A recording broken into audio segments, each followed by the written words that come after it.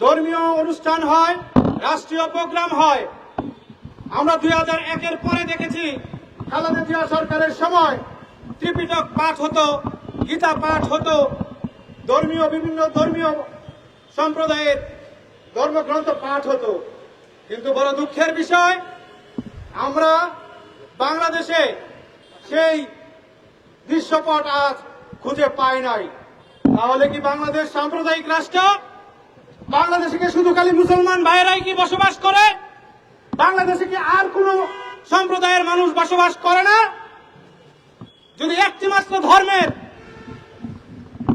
পবিত্র গ্রন্থ পাঠ হতে পারে, তাহলে কেন অন্য ধর্মের গ্রন্থ পাঠ হবে না?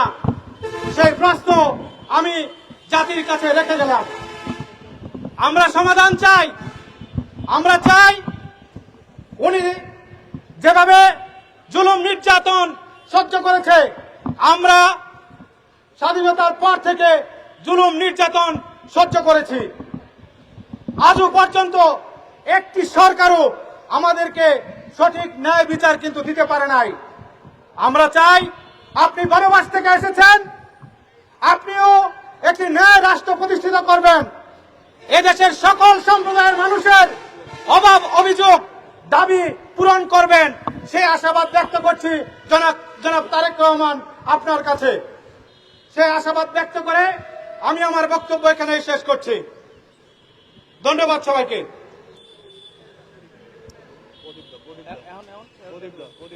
এই মুহূর্তে বক্তব্য রাখার জন্য অনুরোধ করছি বাংলাদেশ জাতীয় হিন্দু মহাজোটের নির্বাহী সভাপতি প্রদীপ কে পালকে।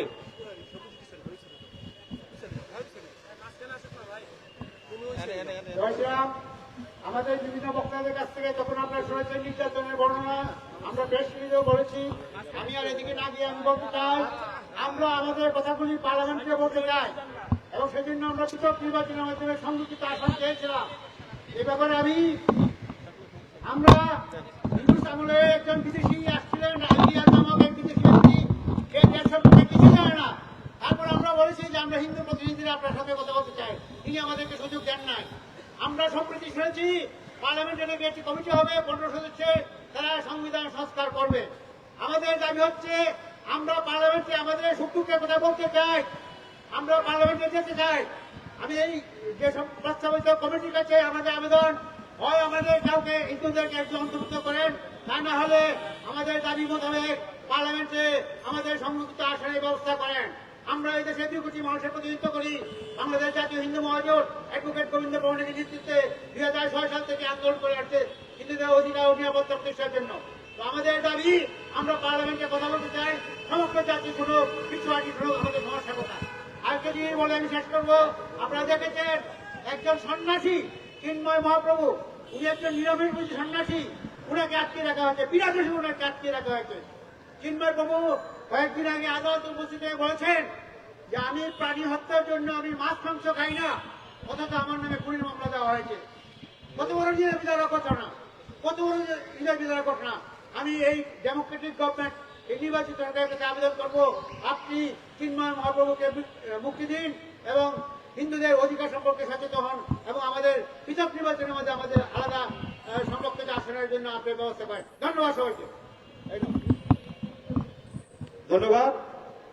এই মুহূর্তে বক্তব্য রাখার জন্য অনুরোধ করছি সনাতনীদের মুখপাত্র, বাংলাদেশের সনাতনীদের আইকন, বাংলাদেশের সনাতনীদের